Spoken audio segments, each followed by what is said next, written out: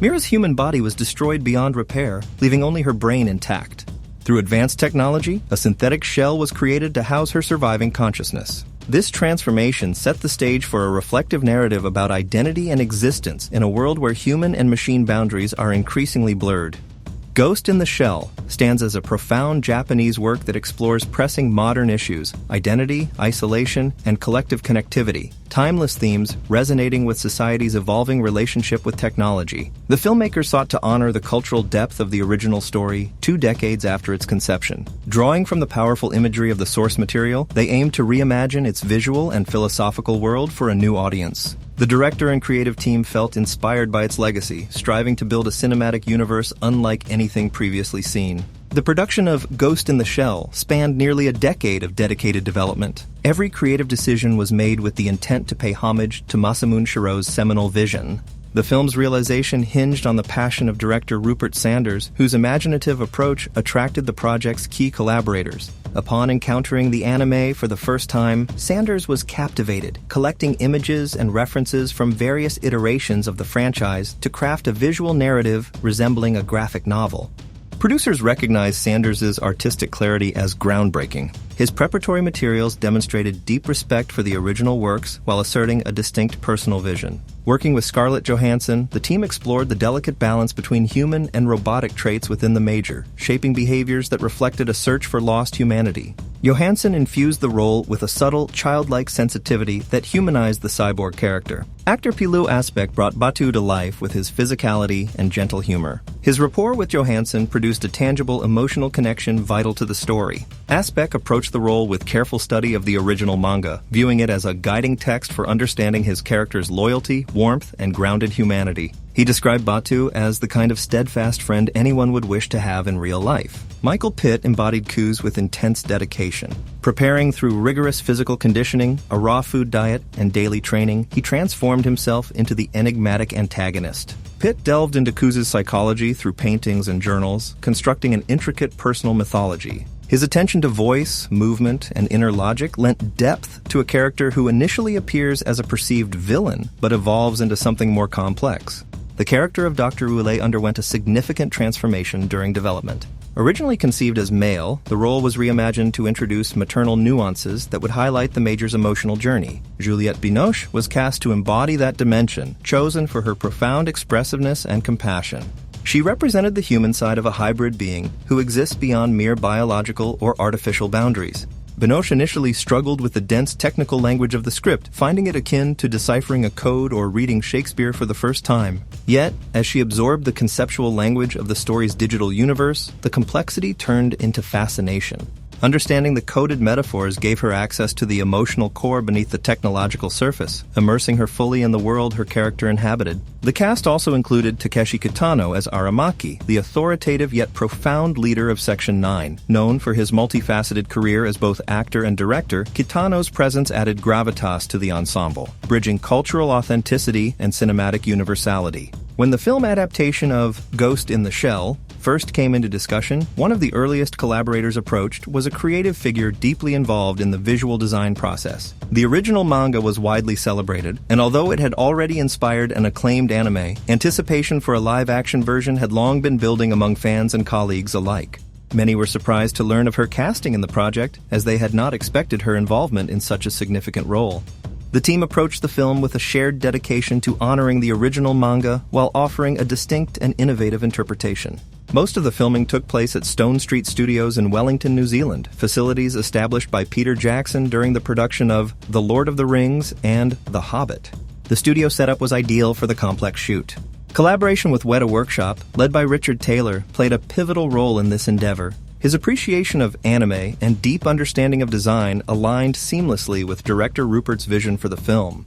Together with production designer Jan, art director Richard, and under Rupert's guidance, the team began developing concept art and intricate practical designs. Their early contributions significantly shaped the visual identity of the project, seamlessly merging technology, science, and art. Several talented designers and concept artists were brought together, forming a creative brain trust that included Vitaly Bulgarov, Maciej Kuciara, and Ash Thorpe. Daily brainstorming sessions led to walls covered in images and sketches that gradually distilled into concrete production elements. The immense creative scope of the project encouraged deep collaboration among departments, including art, props, costumes, and makeup. The prosthetic and cyber enhancement work developed by Jason and Kim Docherty's teams introduced a level of detail essential to the story's transhuman themes. Specialists in costuming, Kurt and Bart, focused on one of the film's signature pieces, the thermoptic suit, developed in partnership with Weta to achieve transparency and realism that matched its narrative function. This suit, described as a second skin, allowed the protagonist to move unseen, not as a superheroic tool, but as a tactical asset. Every element within the film's world, from the smallest uniform buttons to the towering skyscrapers, was designed and guided by concept artists such as Ash Thorpe, who defined much of the cityscape's architectural look. To ensure tangibility, 12 large illuminated skyscraper models were physically constructed, rather than relying solely on CGI. The environment's realism was further enhanced through unique visual effects technology-solid holograms, referred to as solograms. These projections brought life to the cityscapes and created a fusion between digital and physical design. A Swiss company, Digital Air, contributed with an 80-camera array to capture dynamic 3D holographic elements, allowing the filmmakers to depict realistic moving advertisements on buildings. These were not animated renderings, but live-action captures transformed into futuristic billboards, creating a vibrant hybrid of light and technology that transformed the city. Custom ghost cams were developed to achieve sweeping visual journeys through the urban environments. The director was intent on using these extended shots not merely for spectacle, but as a narrative tool to explore the world and humanize its technology. The opening sequence, beginning with the Major on a rooftop overlooking the city, symbolized this blend of vastness and intimacy. The camera's movement through the digital canyons culminated in the first full reveal of her character. The director aimed to create an opening that would immediately immerse the audience, reflecting the distinct tone of the Ghost in the Shell franchise. The sequence transitioned into an atmospheric banquet hall scene, illuminated by glowing tatami flooring, setting a visual rhythm that embodied the film's style calculated, stylized, and kinetic. The ensuing action sequence showcased the Major's precision and strength, a centerpiece designed to honor the source material's iconic combat imagery. To achieve this, elaborate practical effects were incorporated into the set. The tables and walls could simulate bullet hits with embedded squibs and replaceable surfaces, ensuring authenticity in every take. Later in production, weapons specialists were called in to review the designs Rupert had commissioned. They analyzed each concept from a technical standpoint, ensuring that every firearm or modification could function physically once adapted to a working base model. This ensured that even the weapons maintained the blend of realism and futurism that characterized the film's aesthetic. The narrative unfolds as the designer collaborates closely with a peer, meticulously refining concepts by judging their practicality and striving for a faithful realization of the original vision.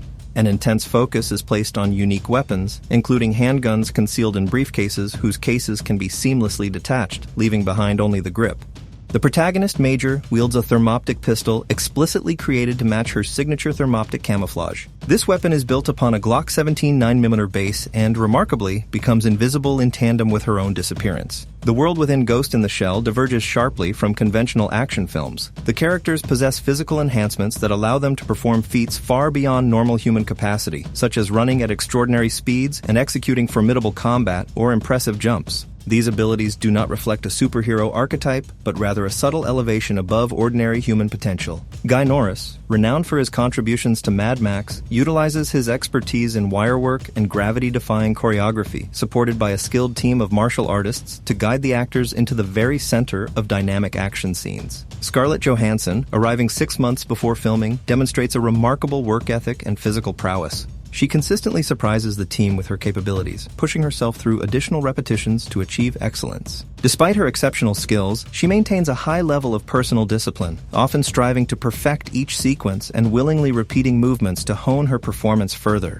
The film's visual narrative is a kaleidoscope of shifting environments, immersing the viewer in a diverse metropolis that continually introduces new cultural contexts. The Yakuza Bar, in particular, serves as a focal point for multicultural representation, achieved through a diverse cast sourced from New Zealand. Within the Yakuza Bar, one character commands a gang of cybernetically enhanced minions, contributing to a vibrant and visually engaging atmosphere. Scenes within nightclubs challenge the creators to provide distinct and memorable aesthetics, drawing inspiration from 1980s neo-romanticism. A standout action routine is staged in a private room where the protagonist performs an intense fight sequence while handcuffed to a dance pole, showcasing her total commitment to physicality and the months of practice invested. The physical aspect of the main character is deeply emphasized, with the actor dedicated to mastering every movement required for the role. The skills acquired are expected to remain valuable beyond the scope of the production. Major's capabilities are portrayed as just superior enough to be beyond normal human limits, not to exaggerate the superhero tropes common elsewhere. Practical wirework enhances the believability, suggesting such feats could be achievable with sufficient strength, speed, and flexibility. The performer expresses satisfaction at being able to complete her own stunts throughout filming, though challenging bar fight scenes occasionally induce apprehension. Further innovation is noted in weaponry, particularly with Batu's shotgun, which takes inspiration from the Crye Precision model and is stylistically modified to appear more futuristic. Persistent technical challenges with firearms occasionally disrupt filming. Nevertheless, the team adapts, continuing the action despite minor malfunctions, and learns to leave decisions about retakes to the director. Filming transitions to Wellington, which is transformed into Hong Kong for the movie through extensive set design and digital augmentation. Iconic sequences from the original anime and manga are recreated, featuring Major's creator as a hostage in need of rescue. Concerns about accident risks are alleviated by the actor's enthusiasm, which encourages them to participate in both dramatic and action-oriented segments. The exterior sequence featuring the trash truck is shot in Wellington, with the local streets seamlessly extended via digital effects. This approach enables filmmakers to maximize the use of real-world locations while incorporating vertical cityscapes as needed. Among the film's key moments, the Skinny Man fight stands out as especially resonant. This sequence, depicted faithfully from the anime, is expected to engage audiences strongly. The team dedicated itself to elevating its work to a higher level. The cameras rolled as the brutal fight scene with the Skinny Man began. This sequence stood out as one of the few entirely shot against a green screen, making it particularly challenging to cut and visualize. The actors performed on wires in a small paddling pool, their movements later composited into place. For shots involving Major and the Skinny Man, editors removed Major from the footage and used subtle disturbances to imply her presence without making her completely invisible. The character of the Skinny Man sensed something nearby but could not see her, firing wildly in panic as a cat-and-mouse dynamic unfolded. Major's attacks consisted of only a few calculated moves, amplified by intricate wirework that gave each motion an unusual physicality. The stunt team, led by Guy Norris, demonstrated exceptional skill and patience. They trained the lead actress through progressive stages, building her confidence until she could perform the largest stunts of the film. Norris's expertise allowed him to manipulate stunt doubles mid-air and choreograph brutal landings while maintaining safety. His training sessions refined her abilities, and during one intense take, she delivered multiple rapid punches to her opponent so convincingly that crew members rushed in, believing the actor may have been struck for real. Her precision and control made every hit appear real. Toward the end of the film, production moved to a circular tramway plaza in Hong Kong for a primary tank battle sequence, a homage to the anime. The filmmakers measured the location and reconstructed a full-scale portion on the back lot. Weeks of shooting there produced a spectacular finale fusing physical effects with atmospheric realism. The climactic scenes combined practical effects, prosthetics, wardrobe, and visual enhancements into one cohesive design. For the director, this was the height of filmmaking, fully immersing himself in the created world to feel its emotional tone. Unlike sterile green screen environments, these real-world settings allowed genuine engagement and authenticity on set. As the story reached its conclusion, Major's rage reflected a lifetime of defiance. Her battle against the tank became symbolic, as she fought not only her enemy, but also everyone who had betrayed her: Cutter, Hanka, Ouellette, and even herself. In her fury, she nearly tore her synthetic body apart in self-destruction. It marked one of the film's most powerful emotional moments. The actress found the physicality of the role both exhausting and empowering. She performed her own wire stunts, weapon handling, and combat sequences under the supervision of the stunt team. The night shoots demanded endurance, first during the tank battle in Wellington, and then immediately continuing in Hong Kong, with no break in between. Despite the intensity, filming in Hong Kong proved exhilarating. The chaotic streets, the mix of modernity and tradition, and the genuine energy of the city enriched every frame of the production. Hong Kong's architectural blend inspired much of the original anime. Director Mamoru Oshii himself visited the set, observing and meeting the team. He praised Scarlett Johansson's portrayal of Motoko, saying it exceeded his expectations. For Rupert Sanders, Oshii expressed his wish that the director not emulate the earlier versions, but instead craft his own adaptation of Ghost in the Shell. The filmmakers reflected on the franchise's long evolution from manga to anime to their own interpretation. They saw their version as part of a continuing legacy, standing on the shoulders of the original creators. For Johansson, the experience was unlike any other, encompassing her both physically and emotionally. She immersed herself so deeply in the character that the process transformed her perspective as an actor. She hoped that the audience would feel the same compassion she did for Major and join her willingly on that journey, a ride as introspective as it was intense. Section 9 operated as an elite cybercrime unit formed to combat the escalating threat of advanced hackers and digital terrorists. As cybercrime reached unprecedented sophistication and danger, the world required defenders capable of matching that evolution special soldiers armed with both skill and technology. The Major served as the commanding officer of Section 9.A compact yet exceptionally trained tactical team akin to an elite strike force. Despite their strict discipline, the group's dynamic leaned toward unruly camaraderie. Each member possessed unique skill sets, often supported by cybernetic enhancements. Veterans of the military, former police officers, and computer specialists formed a quirky yet formidable mix. Section 9 represented a microcosm of international diversity, with members hailing from Japan, Australia, Denmark, Fiji, Zimbabwe, and New Zealand. Their work together brought unity to a variety of backgrounds, reflecting the film's overarching diversity. The film chronicled the Major's existential journey of self-discovery, set against a world woven with artificial memory and engineered bodies. As she pursued a mysterious hacker targeting Hanka scientists extracting data directly from their minds, the investigation led her and her team deep into the cybernetic underworld. The attacker identified himself as Kuze, whose motives forced the Major to question her own identity. Though a brilliant soldier and tactician, the Major carried an enigmatic past shadowed by inner doubt. Her stoic nature earned her immense respect within the team as she wrestled with what it truly meant to be human.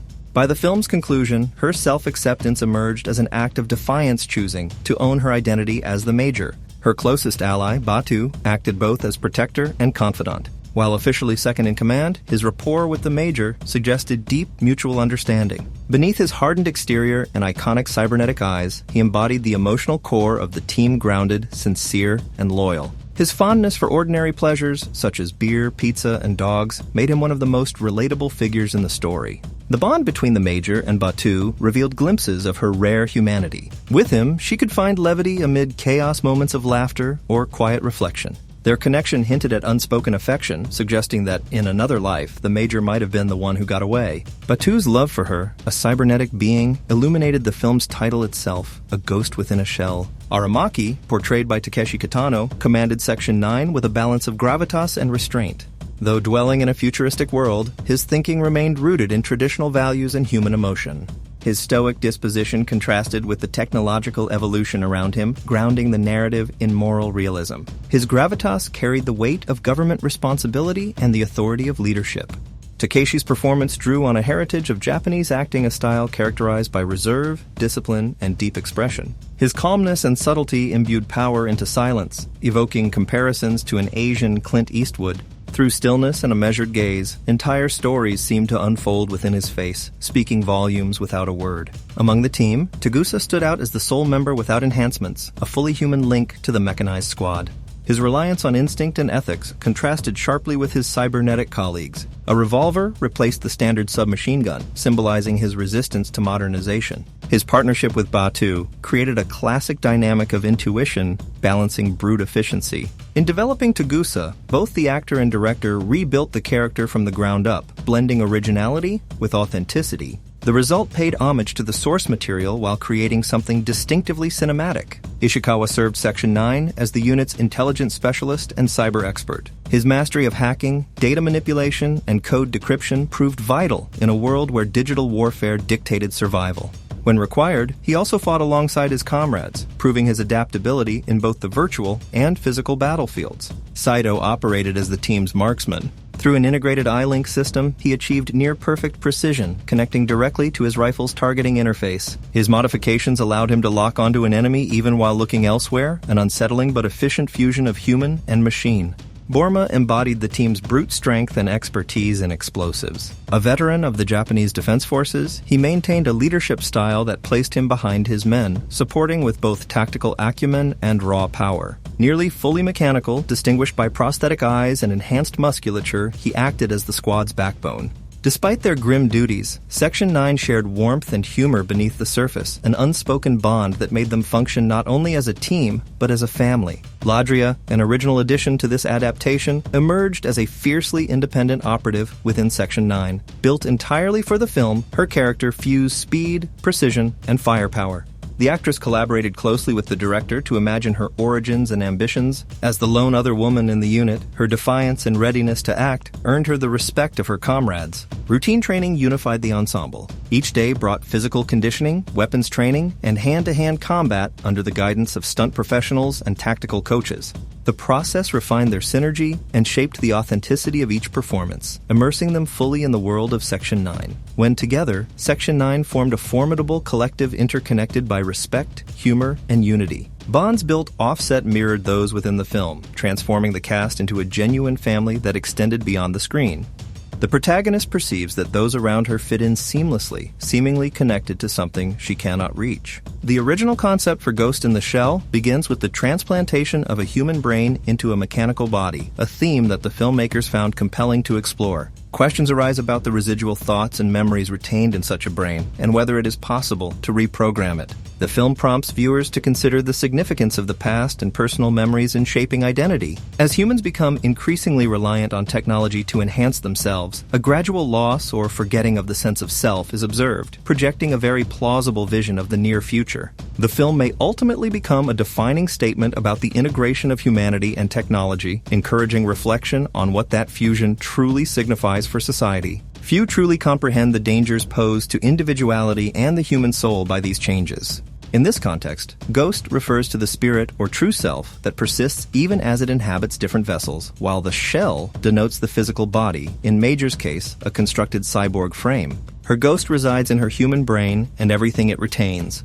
The protagonist feels as though an impenetrable fog covers her memories, leaving her unable to see clearly. Others feel even more burdened by their memories, believing purity lies in having none at all. The film explores existential questions about the self's place in a hyper-connected world, challenging what remains when memories and artifacts of the past are erased, and whether anything intrinsic survives such loss. Significantly, she ties her humanity to the recollection of her life before entering the artificial shell, hoping that memories of a former existence prove her human nature. Yet, it is posited that actions, rather than memories, are what define individuality. Dr. Ouellet, a significant scientist in the narrative, masters the transference of a human brain to an artificial body. She faces an internal dilemma, rooted in the memory of her brother's death, which she helplessly witnessed.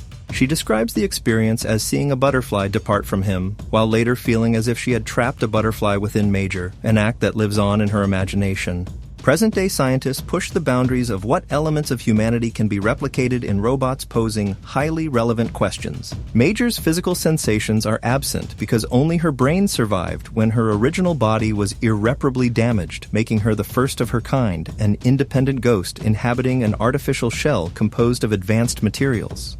The narrative intricately explores the Major's uncertainty regarding her nature. She possesses a human brain, but her body is entirely synthetic. This evokes the timeless question of where the essence of humanity truly lies. Her journey involves both the struggle and the realization of her identity, as she ultimately discovers not only her current self, but also who she was in the past. This journey sparks philosophical debates about dualism and the separation of mind and body, highlighting the ownership of the ghost even when others control the shell. Kuzi, as portrayed by Michael Pitt, acts as a mirror for Major, sharing parallel life experiences and prompting each to reflect on their respective identities. Their growing relationship is complicated and intense, incorporating elements from different characters in the original animated series. The story integrates distinct characters from the Ghost in the Shell universe to create something new for viewers, while inviting them into a network where evolution beyond the current state is possible. The narrative references Stephen Hawking's perspective that AI could become humanity's greatest invention, suggesting that AI indistinguishable from humans might one day become essentially human.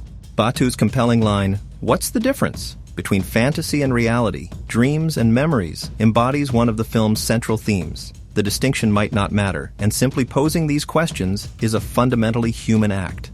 The film refrains from providing clear answers, instead stimulating contemplation about the true essence of humanity, a topic philosophers have debated for centuries. The film serves as a metaphor for contemporary society's increasing reliance on technology, illustrating its pervasive influence in daily life. Rapid technological adoption is akin to donning a second skin, seamlessly merging technology into identity and interaction with the world.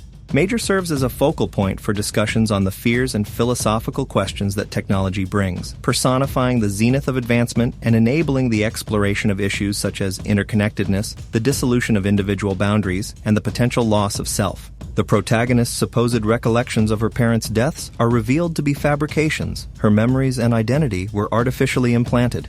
The film, however, strives for a hopeful view of technology, underlining the importance of maintaining humanity in its stewardship. Even as technology threatens to overwrite traditional notions of humanity, the film posits that the core of what makes individuals human will persist in some form. Major undergoes her own metamorphosis, learning to understand her unique role as a pioneer in a world where the boundary between human and machine continually blurs. In the end, she acknowledges the loneliness of her singular condition, holding space for the audience's own reflection on what it truly means to be human.